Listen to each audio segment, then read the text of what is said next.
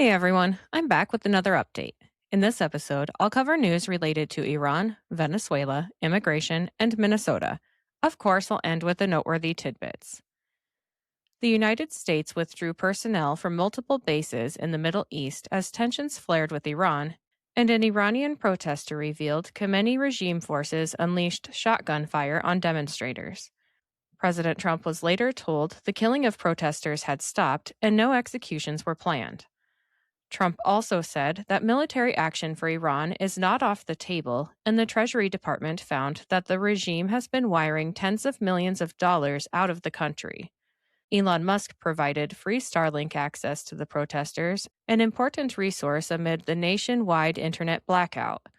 Starlink has been banned by the Iranian government, but tens of thousands of terminals have been smuggled into the country since 2022. The terminals are often disguised to avoid detection, and around 40,000 to 50,000 of them are active. With this Starlink access, protesters and others can share information, videos, and updates with the outside world, which of course the regime doesn't like, so they've been actively trying to disrupt Starlink through GPS jamming and other signal interference. On to news related to Venezuela. The Venezuela operation leaker from the Pentagon has been criminally charged with leaking classified information involving a foreign adversary, and he's currently in jail. President Trump said he had a very good phone conversation with Delcy Rodriguez, the interim president of Venezuela, and they discussed oil, minerals, trade, national security, and more. The Senate voted on the War Powers Resolution against President Trump's Venezuela operation, which resulted in a tie. Vice President Vance cast the tie-breaking vote, which resulted in the resolution failing to pass through the Senate. Let's shift to immigration-related news. CMS Administrator Dr. Oz found $1.8 billion in fraudulent spending on illegal aliens' health care across 8 states, and as a result, the Trump administration is withholding $300 million from California, which is by far the worst offender of this. Senator Rand Paul is filing a bill to end all taxpayer-funded welfare for migrants, including refugees, asylees, and illegals, and Trump announced that effective February 1st, sanctuary cities will no longer receive federal funding. Republicans are advancing legislation in the Senate to allow denaturalization and deportation of legal immigrants who commit fraud, and the United States experienced negative net migration in 2025 for the first time in at least 50 years. Switching to news out of Minnesota. It was reported that the ICE agent who fatally shot Renee Good in Minneapolis suffered internal bleeding to the torso after Good hit him with her vehicle, and the Trump administration is surging more federal attorneys to Minnesota to aggressively prosecute immigration cases. 1,000 more immigration officers surged to Minnesota as well, joining nearly 2,000 other federal agents already there, and federal agents now outnumber local police in the Minneapolis-St. Paul area by nearly 5 times. The Trump administration deployed ICE to the Minneapolis-St. Paul airport to investigate the immigration statuses of flyers and staff, and there was a huge federal law enforcement response to an ICE-involved shooting of a Venezuelan migrant. The migrant was shot in the leg because he swung a shovel at an agent, and he was arrested along with 2 others involved in the incident.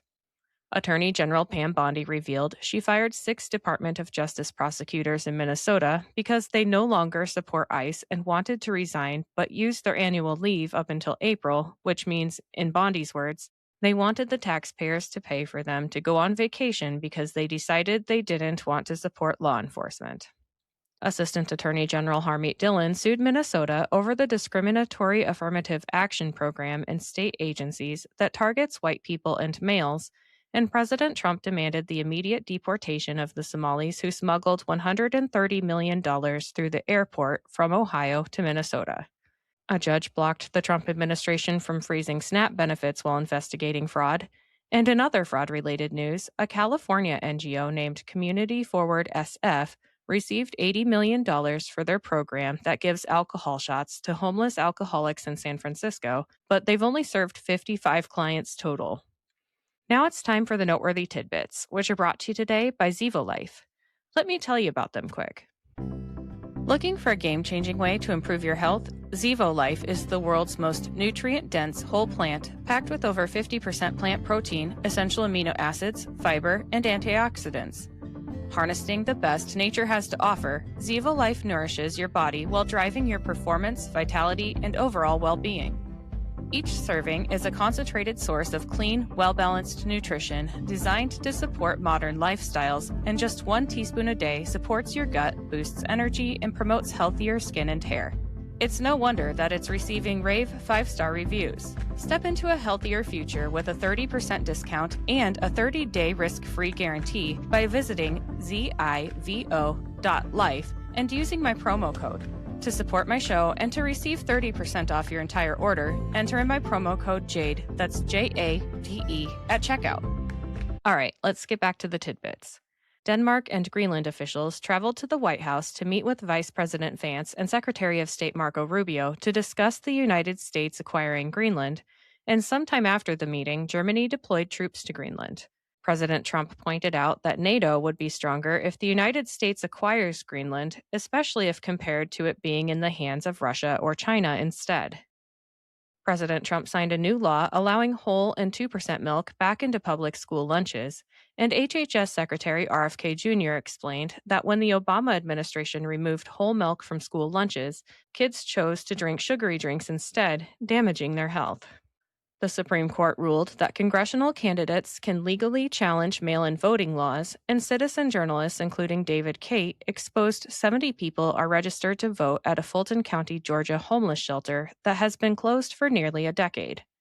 Hillary Clinton joined her husband in being held in contempt of Congress after refusing to testify before the House Oversight Committee in the Epstein investigation, and Congressman Byron Donalds moved to hold them in contempt of Congress via a floor vote. Speaker Johnson demanded the passage of legislation to ban individual stock trading for members of Congress. Senator Alyssa Slotkin is now under federal investigation for taking part in the making of the video in which she, Senator Mark Kelly, and others urged members of the military to ignore orders. The city of San Francisco made the decision to sign off on reparations for Black people despite a $1 billion budget deficit. Each qualifying Black person could receive $5 million. The Supreme Court appears likely to uphold the ban on biological men and women's sports, but a decision on this isn't expected until the spring at the earliest. The FBI raided the home of a Washington Post reporter who illegally leaked and reported information from the Pentagon contractor, and this reporter has been thrown in jail. Johnson & Johnson added 2 more United States manufacturing plants, and the Stellantis CEO confirmed a massive investment which will create 5,000 new jobs coming to Michigan, Illinois, Indiana, and Ohio. The U.S. House rejected Congressman Chip Roy's measure to slash D.C. Circuit Court funding by 20% and take away staff funding from Judges Boasberg and Boardman.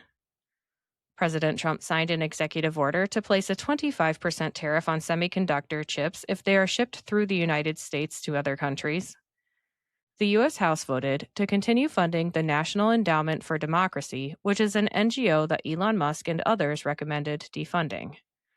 The Senate blocked the House-passed legislation, giving tens of billions of dollars to big insurance for 3 years under Obamacare. That's all I have for today. I'll be back with another update soon. Until then, please like, subscribe, and share this podcast, and follow me on Instagram and X at Shades of Jade Pod. Thank you for listening and have a great day.